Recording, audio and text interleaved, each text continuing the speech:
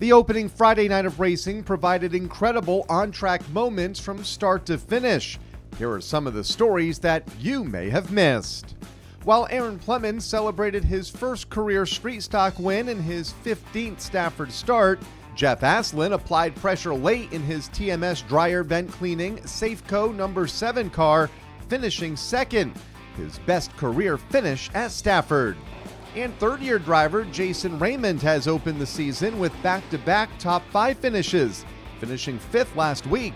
Raymond is coming off his best season yet, finishing 4th in the final standings a year ago, and it looks like that positive momentum has carried over into this season.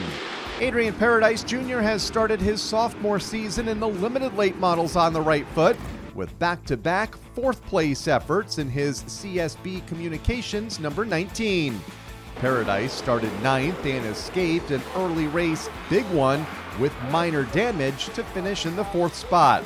The only driver more consistent than Paradise is defending champion and ultimate race winner Matt Clement, who has won both of the limited late model features to start the season. And speaking of that lap 2 crash, it is rare that 2 former champions finish in the final 2 spots in any final rundown. But unfortunately, 2 former limited late model titleists did just that last Friday, as 3-time champion Jeremy Lavoie and 2022 champion Rich Hammond suffered terminal damage from that incident, ending up 16th and 17th in the finish.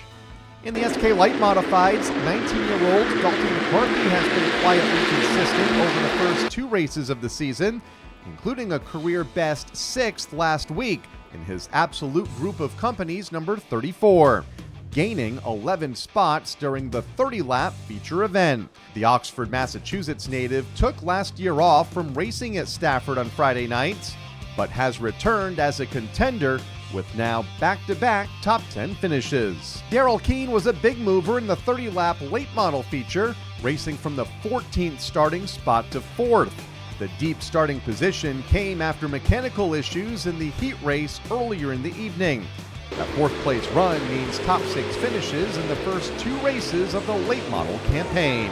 Wesley Prucker spent much of the offseason massaging his number 23 SK Modified for this season, including some framework.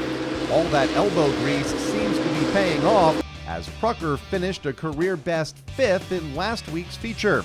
And that came after starting the 40-lap main event from the 13th starting spot. The 2-time SK Light winner seems to be finding his footing in Stafford's Premier Division. Last Friday night started off with a rarity, a tie. The finish of the SK Modified's first qualifying heat race ended in a dead heat between Keith Rocco and his team owner Dan Avery. And we wrap up this week by awarding the 4-leaf clover, which this week will go to late model driver Wayne Corey Jr., who experienced electrical issues during last week's feature event with his Wayne's Auto Body number 10. That comes on top of a mid-pack finish during the Napa Spring Sizzler feature last month. Corey hopes to work out the new car blues as he heads into the 3rd week of the season.